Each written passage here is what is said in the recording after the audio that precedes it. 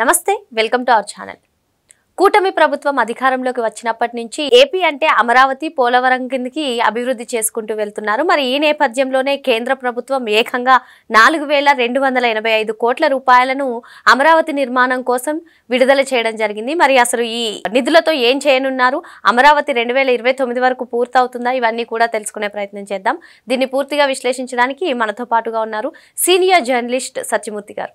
Sir నమస్తే. నమస్కారం అండి. 2024లో కూటమి ప్రభుత్వం అధికారం చేపట్టినప్పటి నుంచి చంద్రబాబు నాయుడు గారు ఆంధ్రప్రదేశ్ను ఏపీని అమరావతి పోలవరంగా అభివృద్ధి చెందుతూ ముందుకు తీసుకెళ్లడం జరుగుతుంది సార్. మరి ఈ నేపథ్యంలోనే కేంద్ర ప్రభుత్వం నుంచి 4,285 కోట్లు అనేది రిలీజ్ అయ్యాయి.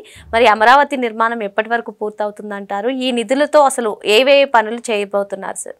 ఇప్పుడు అమరావతి ఎప్పటికి పూర్తవుతుంది ఏంటి అనేది కాదు, కానీ మనము మాట్లాడుకోవాల్సిన ముఖ్యమైన విషయం ఏంటంటే అమరావతి మీద పడి ఈ వైసీపీ వాళ్ళు ఎందుకు ఏడుస్తున్నారు అనేది మాట్లాడుకోవాలి. ఇప్పుడు అమరావతి పూర్తవుతుంది అండి, డెడ్ లైన్ పెట్టారు, 3 yearsలో కంప్లీట్ చేస్తున్నారు. ఆల్రెడీ టెండర్ల ప్రక్రియ అంతా పూర్తి అయిపోయింది, వర్క్స్ స్టార్ట్ చేసేసారు. వర్క్స్ ఇప్పుడు చాలా పెద్ద పెద్ద పనులు పెద్ద పెద్ద కాంట్రాక్టర్లకు అప్పగించారు. కాంట్రాక్టర్లకి అప్పగించిన దగ్గర నుంచి ఈ వైసీపీ వాళ్ళ ఏడుపు ఎక్కువైంది. పనులు ఇప్పుడు ఐకానిక్ టవర్ కట్టాలి, ఏదో ఒక సంస్థ కట్టాలి కదా, ఒక సంస్థకి అది కాంట్రాక్ట్ ఇచ్చారు, కాంట్రాక్ట్ ఫైనల్ చేశారు. అది చేసిన దగ్గర నుంచి ఏడుపు, ఈ మొత్తం వైఎస్ఆర్ కాంగ్రెస్ పార్టీ మొత్తం ఏడుపు మొదలుపెట్టింది. అసలు మొత్తం అమరావతి ప్రాంతం మొత్తం వరద ప్రాంతము, మునిగిపోయే ప్రాంతము అని ఈ జగన్మోహన్ రెడ్డి అండ్ కంపెనీ విస్తృతంగా ప్రచారం చేస్తున్నది. తన పేపర్లో తన ఛానల్లో విస్తృతంగా ప్రచారం చేస్తున్నారు. అసలు అంటే ఒక ఏడుపు కాదు, అన్ని రకాల ఏడుపులు. ఎందుకు? చంద్రబాబు నాయుడు ముఖ్యమంత్రి కాగానే కేంద్రంతో మాట్లాడాడు, అయ్యా ఇది రాజధాని, ఇది సెల్ఫ్ సస్టైనబుల్ క్యాపిటల్, ఇందులో ఇంత 33,000 ఎకరాలని రైతులు ఫ్రీగా ఇచ్చారు. ఈ డెవలప్ చేసే క్రమంలో ఈ భూముల విలువ పెరుగుతుంది, వాళ్ళకి పోర్షన్ ఆఫ్ ల్యాండ్ ఇచ్చాను, మిగిలిన ల్యాండ్ అంతా గవర్నమెంట్ దగ్గర ఉంటుంది. ఇందులో పెద్ద పెద్ద కంపెనీలకి వాటికి ఇవ్వటం వల్ల ఆదాయం వస్తుంది, ఆ ఆదాయంతో ఈ అమరావతికి చేసిన అప్పు తీర్చేస్తాము అని చెప్పి క్లియర్ కట్గా, అంటే రాష్ట్ర ప్రభుత్వం మీద ఒక పైసా కూడా భారం ఉండదు అని చంద్రబాబు నాయుడు క్లియర్ కట్గా చెప్పినా కానీ ఇప్పుడు చెవిటివాడి ముందర శంఖం ఊదినట్టు ఈ జగన్మోహన్ రెడ్డి అండ్ కంపెనీ దగ్గర నువ్వు అసలు రాజధాని ప్రాంతంలో ప్రభుత్వ భవనాలు తప్ప మిగిలిన ఏవి కూడా ప్రభుత్వం కట్టాల్సిన అవసరం లేదు. మొత్తం అంతా ఇన్ఫ్రాస్ట్రక్చర్ డెవలప్మెంట్ దగ్గర నుంచి మొత్తం తీసుకొచ్చిన ఫైనాన్సెస్ ఇవన్నీ కూడా మొత్తం ఆ ప్రాజెక్టు కంప్లీట్ అయ్యే నాటికి మొత్తం తీరిపోయి ఉంటాయి, ఏమి ఉండవు. ఒక అంతర్జాతీయ స్థాయి ఒక సిటీని, నగరాన్ని నిర్మించాలి అనేది సంకల్పం. మనం చూసాం, ఇప్పుడు రైల్వే పనులు, విస్తరణ పనులు మొదలుపెట్టేశారు. ఆ మొత్తం ఎర్రబాలెం నుంచి మొత్తం అమరావతి వరకు ఎక్స్పాన్షన్ ఇది నడుస్తున్నది, extension works. Broad gauge railway line వేస్తూ ఉన్నారు. ఈ మొత్తం ఈ లైన్ అయిపోయిన తర్వాత, బ్రాడ్ గేజ్ లైన్ అయిపోయిన తర్వాత అమరావతి తోటి విజయవాడకి, హైదరాబాద్కి, చెన్నైకి కనెక్టివిటీ పెరుగుతుంది, రైల్ కనెక్టివిటీ పెరుగుతుంది. ఇక్కడ రోడ్ కనెక్టివిటీకి మనం చూసాం, మొత్తం ఔటర్ రింగ్ రోడ్ వచ్చింది, ప్లస్ హైదరాబాద్ నుంచి రోడ్డు కానీ అటు చెన్నై రోడ్డు కానీ మొత్తం అంతా కూడా దీనికి లింక్ అయిపోతాయి. ఇప్పుడు మనం విజయవాడ మీద కూడా ట్రాఫిక్ తగ్గించటానికి అని చెప్పి రకరకాల కనకదుర్గ వారధి నుంచి మొత్తం అదంతా ప్లాన్ వేసింది చంద్రబాబు నాయుడే. ఇక్కడ మొత్తం అంతా కూడా రోడ్డు నెట్వర్కు, రైల్ నెట్వర్కు ఇవన్నీ కూడా సెట్ చేసుకుంటూ రాజధాని ప్రాంతంలో ప్రభుత్వ కార్యాలయాలు కట్టుకుంటూ ముందరికి వెళ్తున్నారు. నీకేంటి నొప్పి? What is your problem? Amaravati ముంపు ప్రాంతము అంటాడు. అసలు ఈ జగన్మోహన్ రెడ్డికి అమరావతిలో నువ్వు 5 ఏళ్ళు ఉన్నావు కదా, 5 ఏళ్ళు ముఖ్యమంత్రిగా పనిచేసావు కదా, అమరావతి నుంచే పనిచేసావు కదా, నువ్వు మొత్తం అసెంబ్లీని అమరావతి నుంచే నడిపావు కదా, ఈ 5 ఏళ్లలో చాలాసార్లు వానలు పడ్డాయి కదా, ఏ రోజునన్నా అమరావతి మునిగిందా జగన్మోహన్ రెడ్డి? దాని సమాధానం చెప్పు. ఏ రోజునన్నా నువ్వు 5 ఏళ్ళు ఉన్నావు కదా ముఖ్యమంత్రి, నువ్వు ఇంకేం చెప్పావు? నా ఫ్రెండు వరుణదేవుడు అని చెప్పావు, నేను ఎప్పుడు పిలిస్తే అప్పుడు వస్తాడన్నావు కదా, పిలిపించి వర్షం కురిపించుకున్నావుగా.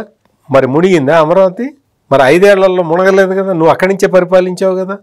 ఇప్పుడు అమరావతి మునిగిపోతుందని ప్రచారం చేస్తారు. వీళ్ళకి అసలు బుద్ధి జ్ఞానం ఉన్నదా అన్న ప్రశ్న వీళ్ళని వేయాలి. ఇక్కడ ఏంటంటే అమరావతి ఆ ప్రాంతం, రాజధాని ప్రాంతంలో వరద ముంపు తగ్గింపు పనులు స్టార్ట్ చేశారు. దీనికి ప్యాకేజీ ఇచ్చారు.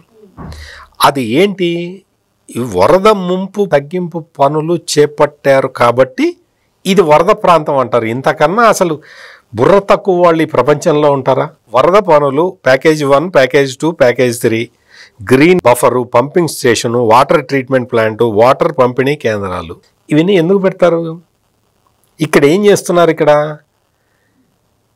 శాఖమూర్ రిజర్వాయర్ కడుతున్నారు 0.3 TMC, కేపాలెం రిజర్వాయర్, నీరుకొండ రిజర్వాయర్ కడుతున్నారు 0.04 TMC. దీంతో నీరుకొండ రిజర్వాయర్.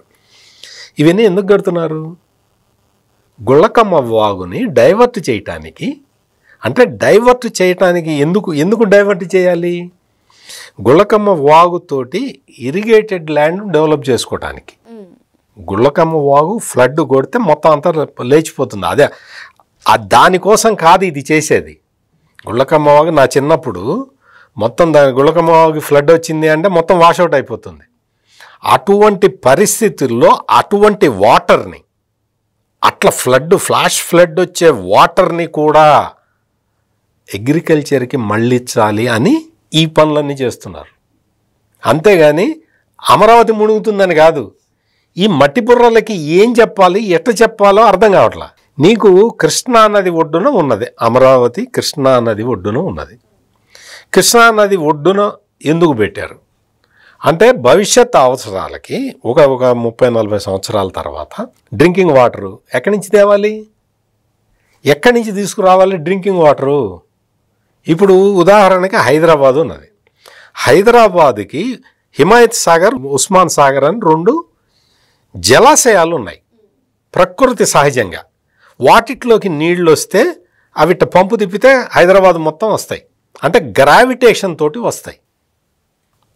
ఎప్పుడైతే హిమాయత్ సాగరు, ఉస్మాన్ సాగర్కి ఇన్ఫ్లోస్ తగ్గినాయో, ఎందుకంటే క్యాచ్మెంట్ ఏరియాల్లో ఆక్రమణలు పెరిగిపోవటం వల్ల దీనికి ఇన్ఫ్లోస్ తగ్గినాయి. దాంతో డ్రింకింగ్ వాటర్ సరిపోకపోతే ఏం చేశారు? మంజీరా నుంచి నీళ్లు తీసుకున్నారు. గోదావరి ఉపనది మంజీరా. ఆ మంజీరా నుంచి నీళ్లు తీసుకున్నారు, ఇక్కడ ఇచ్చారు. ఆ తర్వాత ఏం చేశారు? నెక్స్ట్ ఫేజ్లో, 3rd ఫేజ్లో ఏం చేశారు? ఈ మంజీరా వాటర్ కూడా సరిపోవటంలా కృష్ణానది నుంచి తీసుకొచ్చారు. కృష్ణానది వాటర్ ఇప్పుడు హైదరాబాద్లో ఇస్తూ ఉన్నారు. హిమాయత్ సాగరు, ఉస్మాన్ సాగర్ని ఎండబెట్టాలని కేసీఆర్ ప్లాన్ చేశాడు. ఆ ప్లాన్ కుదరలేదు. మళ్ళీ ఇప్పుడు రేవంత్ రెడ్డి వచ్చిన తర్వాత మళ్ళీ దాన్ని రివైవ్ చేస్తూ ఉన్నారు. హిమాయత్ సాగర్, ఉస్మాన్ సాగర్ నీళ్లు వస్తూ ఉన్నాయి, ప్లస్ మంజీరా వాటర్ వస్తున్నది, కృష్ణ వాటర్ వస్తూ ఉన్నది. ఇంత వాటర్ తీసుకొస్తే తప్ప హైదరాబాద్కి తాగునీటి అవసరాలు తీరట్లేదు. మరి అమరావతికి ముందు జాగ్రత్త ఉండాలి కదా. ఆ ముందు జాగ్రత్త ఉండటానికి కృష్ణానది ఒడ్డున సెలెక్ట్ చేసుకున్నారు. సెలెక్ట్ చేసుకొని అక్కడ ఇవన్నీ కడుతూ ఉన్నారు. అక్కడికి వచ్చిన తర్వాత అక్కడ ఏమవుతుంది? ఈ మొత్తం ఈ ప్రాజెక్టులన్నీ కూడా ఇవన్నీ ఎందుకు టేకప్ చేశారు అంటే, ఒకవైపు మొత్తం అంతా ఇరిగేషన్, వ్యవసాయానికి నీళ్ళు ఇవ్వటంతో పాటు తాగునీటి అవసరాలు తీర్చుకోవటం, ఇవన్నీ చేయాలి.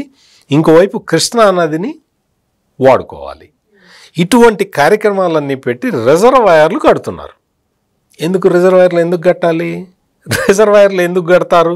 అట్ట కట్టడానికి వీలు లేదు అంటే వాడిని తీసుకెళ్ళి ఎక్కడన్నా పాతేయాలి తప్ప వాడికి మనం సమాధానం చెప్పాల్సిన అవసరం లేదు. ఇక్కడ రిజర్వాయర్లు కడుతున్నారు. కృష్ణానది ఒడ్డుని దీన్ని పెట్టారు. ఏంటి అంటే ఇవన్నీ కూడా భవిష్యత్ అవసరాలు. ఓ 40-50 సంవత్సరాల తర్వాత పరిస్థితి ఎట్లా ఉంటుందని ఒక ఊహించుకొని ఆ అవసరాలని తీర్చుకోవటానికి ఈ ప్రాజెక్టులన్నీ టేకప్ చేస్తూ ఉన్నారు. దాన్ని పట్టుకొని ఇగో చూసావా, అమరావతి వరద ముంపు ప్రాంతం, అందుకని ఇటువంటివి తీసుకుంటున్నారు. మొన్న ఎంత పెద్ద వరద వచ్చింది, కృష్ణానదికి వరదలు వచ్చినాయి. అమరావతి లోపలికి నీళ్లు వచ్చినాయా? నీళ్లు ఒక చుక్క కూడా నీళ్లు రాలేదు. నీళ్లు పడ్డ నీళ్ళన్నీ కృష్ణానదిలోకి వెళ్ళిపోయినాయి. వెళ్ళిపోయినా కానీ ఈ సాక్షి వాళ్ళు ఏం చేశారు అంటే చంద్రబాబు నాయుడు ఇల్లు మునిగిపోయింది అని రాశారు అని ఆ ఫోటోలు, కొన్ని పాత ఫోటోలు వేశారు. సాక్షి వాడికి, ఈ జర్నలిస్టులకి, వీళ్ళందరికీ తెలియని విషయం ఏంటంటే అంత భారీ వర్షం కురుస్తున్నా, కృష్ణానదికి అంత వరద వస్తున్నా మంత్రి లోకేష్ అక్కడే ఉన్నాడు. ఆ రోజంతా, ఆ రోజే కాదు అక్కడే ఉన్నాడు. ముఖ్యమంత్రి చంద్రబాబు నాయుడు ఏమో ఎన్టీఆర్ జిల్లా కలెక్టరేట్లో ఉన్నాడు. వాళ్ళ ఇంట్లో నారా లోకేష్ అక్కడే ఉన్నాడు. మరి మామూలుగా కృష్ణానదికి వరద వచ్చింది, నువ్వు ఖాళీ చేయని ఇరిగేషన్ వాళ్ళు చెప్తారు కదా, మెటీరియలాజికల్ డిపార్ట్మెంట్ వాళ్ళు చెప్తారు కదా, మునిగిపోతుందా మీ ఇల్లు మునిగిపోతుంది, ఇక్కడి నుంచి ఖాళీ చేయి, విజయవాడ వెళ్ళిపో అని చెప్తారు కదా. మరి లోకేష్ అక్కడే ఎందుకు ఉన్నాడు? మంత్రిగా ఉండి లోకేష్ అక్కడే ఉన్నాడు. ఆ రోజే కాదు, వర్షం పడ్డ రోజులన్నీ అక్కడే ఉన్నాడు. అక్కడి నుంచే మానిటర్ చేశాడు, అక్కడి నుంచే వెళ్ళాడు, అక్కడి నుంచే తిరిగాడు, అక్కడి నుంచే ఈ జగన్మోహన్ రెడ్డి బుడమేరకు పెట్టిన గన్లన్నిటికీ పరిశీలించాడు అక్కడి నుంచే. మరి ఇల్లంతా మునిగిపోయినట్టు ఈ బుద్ధిలేని సాక్షి పేపర్ వాళ్ళు రాస్తే మరి లోకేష్ ఎక్కడున్నట్టు? ఆ మాత్రం తెలీదా? ఐడియా లేదా? అంటే అబద్ధాలు ప్రచారం చేయటంలో వీళ్ళు అన్ని రకాల కార్యక్రమాలు టేకప్ చేస్తారు. అమరావతి మునిగిపోతుంది, ముంపు ప్రాంతం ఎంతమంది చెప్పినా వింటలేదు. చంద్రబాబు నాయుడు వింటలేదట అమరావతి ముంపు ప్రాంతం అని. ఎవరు చెప్పారు నీకు? నువ్వు శ్మశానం అన్నావు, ఎడారి అన్నావు. ఎడారిలోకి నీళ్ళు ఎట్లా వస్తాయి? ఇటువంటి పిచ్చి ప్రేలాపనలు పేలుతూ, పిచ్చి ఆర్గ్యుమెంట్లు చెబుతూ అమరావతి మీద ఇంకా బురద జల్లుతున్నారు. కసిగా ఇంకా అమరావతిని అణచివేయాలని చూస్తున్నారు. 11 సీట్లు వచ్చినా వీళ్ళకి సిగ్గు రాలేదు, బుద్ధి రాలేదు. మరో అంశంతో మళ్ళీ కలుద్దాం. Thank you sir. నమస్కారం అండి.